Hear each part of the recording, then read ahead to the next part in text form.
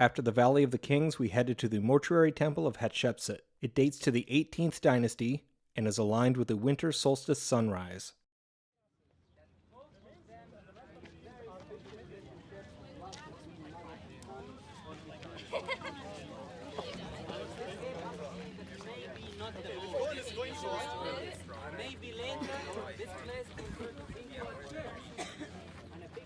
To give you an idea of scale and layout, here's a very blurry picture from the internet.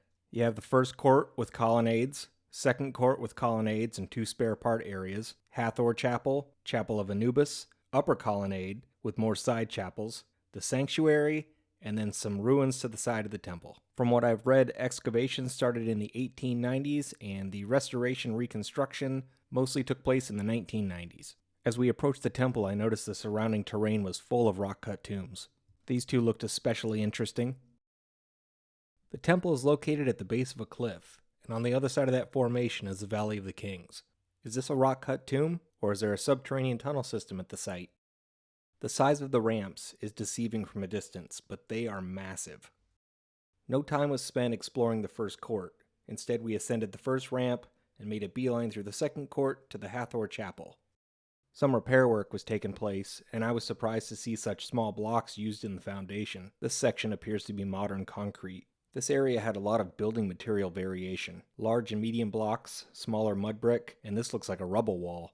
The columns in this chapel were also round, whereas the majority of the temple is square.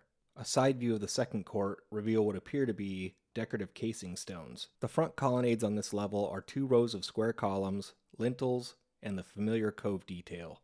The side colonnade is a single row of fluted Doric columns. On the left side of the second ramp is a carving of a falcon. The one on the right side has been destroyed, and if there were any on the first ramp, they were also destroyed. The intriguing detail is the serpentine body extension. It's reminiscent of some of the Naga carvings found in Cambodia. The paving stones of the ramp and staircase, as well as the entire second court, are polygonal. The upper colonnade is a row of square columns in the front and fluted Doric columns in the back. The front faces were adorned with statues of the pharaoh depicted as Osiris. A handful of reconstructions remain, but most were destroyed. This is an inside view of the door and gateway leading into the upper court. What makes this stand out for me is the size of the granite blocks compared to the wall blocks. Door hinge pockets are present, but it also has these holes for a very large deadbolt. The walls of this court were covered in carvings, some of which had been defaced. I also found another example of plaster application, similar to what we saw in the Valley of the Kings. This was one of my favorite carvings of the site.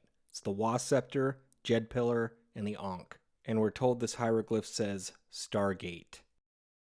The sanctuary is carved into the cliff face, and once again very large blocks were used for the doorway. What caught my eye were these bow tie pockets, because the bow ties were still in place, and made of wood. Door hinge pockets. The ceiling of the sanctuary is arched and covered in stars. It's another good example of plaster, which is cracking along the seams of the underlying block. The back section of the sanctuary was blocked off. The back wall of this upper court was full of niches and destroyed statues. It also had higher quality carvings.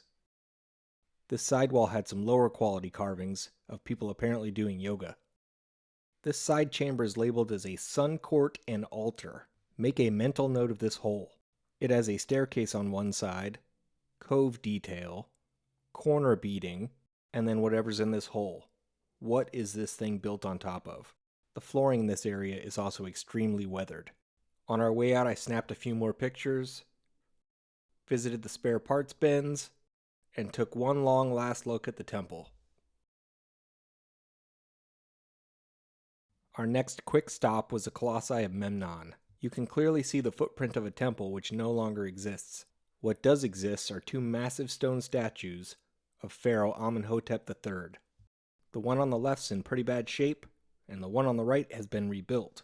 Originally they were each carved from a solitary block of quartzite sandstone. They stood guard outside of Amenhotep's mortuary temple, and from what I've read that was destroyed by a combination of earthquakes and the annual flooding of the Nile.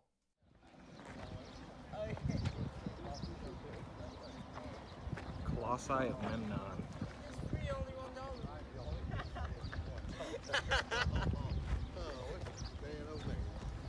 Okay, let's go everybody!